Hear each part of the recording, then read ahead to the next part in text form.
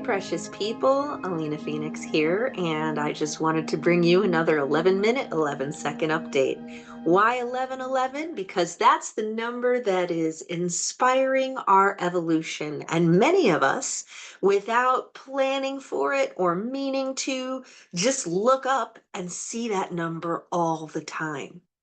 Knowing that this is part of something bigger than us, global, that this has meaning, it helps to bring us all into the fold and helps us to know that we're part of something bigger.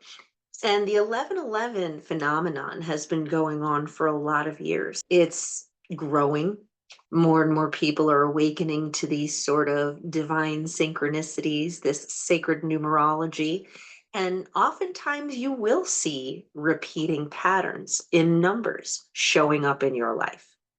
And so if you have a specific number, whatever that number is, and you look up and you see it on the clock, you look over and you see it on the timer. And if you had looked even 1 second later, you would have missed it completely. If you see it on license plates, if you see it in the mile marker that you pass on the side of the road, if somebody brings it up to you in conversation, these are not random instances. This is your spiritual team, your guides, your angels trying to get your attention, trying to let you know they have a message for you.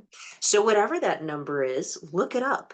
Numerology is really quite fascinating.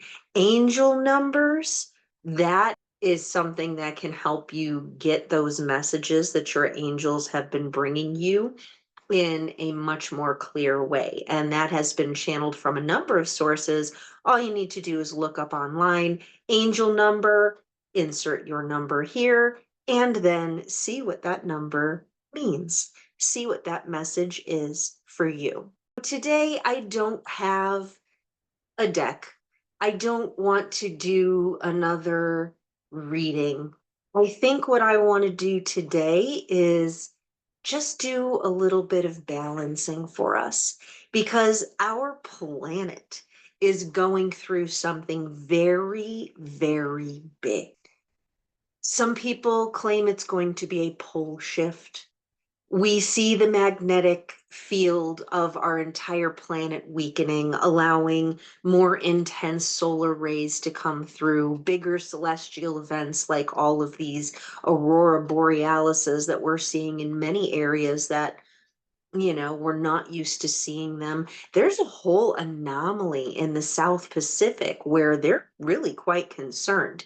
Thing of it is, a lot of people are raising alarm bells, but the truth of the matter is we don't know. This is brand new stuff. We have no idea if it's good, if it's bad, if it's something in between. I personally think it's part of the great evolution. This is part of the new frequencies of the planet that are being downloaded into every single one of our bodies. And our bodies on a DNA level are getting activated and upgraded with these frequencies that we have never before experienced. It is a planetary thing that is happening. It's not just happening to a select few people who are spiritually aware and evolved, who are actively participating in the ascension. That's more separation ideology. Any true teaching is inclusive. It doesn't push other people out, making them bad or wrong. We have a tendency to look through a lens of our own biases and our own beliefs. And we have a tendency to think that everything that we think is true. And if somebody else thinks something different, well, they must be wrong. However, if you look at quantum physics, at the very deepest level, what is being observed is affected by the observer and the expectations of the observer. So literally, we are each, as observers, in some ways, creating our own reality.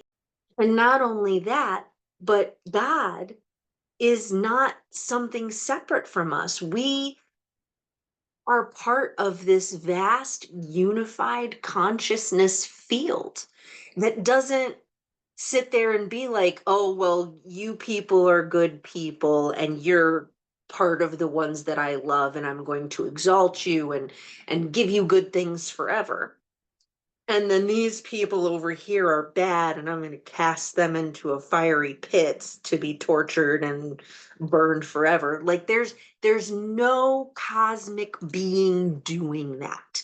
Free will is honored. Unconditional love means that every single one of us is allowed to come here and make any choice that we want, as light or as dark as those choices are, and to simply have that experience without judgment. And every single one of us comes back here over and over and over again in different expressions of our own unique soul consciousness in order to have literally every experience that exists. And this is how creation explores what it means to be incarnated, to be creation. That's what I think. And so while I personally definitely have preferences about some behaviors that I wish people would really stop doing, there's no cosmic force that's going to come down, bop somebody on the head and be like, "Don't honor that guy, man." Like there's nothing that's going to stop that. It's just the unconditional love in the universe goes, "Okay, that's your life, that's your choice." No judgment, no punishment. And that's difficult for us humans to understand because we have judgment. We seek punishment and justice when we perceive things as bad or wrong. We just do. And I'm not separate from that belief, ideology. I too want to see justice. I too have many things that I look out in the world and I just wish people would not do to one another. Even the idea that we should be non-judgmental, well, we're trying to be something other than human. We're trying to be something other than what we are. Maybe we're not broken. Maybe we're not bad. Maybe we're not wrong. Maybe we are having this lens of experience uniquely, and that's exactly what we're meant to do. And so, very briefly, let's do a quick chakra clearing and balancing and just harmonize our energetic field. So we're going to start with our center above, which is approximately 24 inches above our head. And please affirm with me, I honor my soul presence. I am here. We're going to go to our center below, 24 inches beneath the bottom of our feet. Please affirm after me. I honor my body presence. I am here. And now we honor our core consciousness, spirit of infinite love and wisdom presence that contains all of our chakras. And please affirm with me. I honor my core consciousness. I know I am. And now, very quickly, what we're going to do is we are going to light the rainbow flame.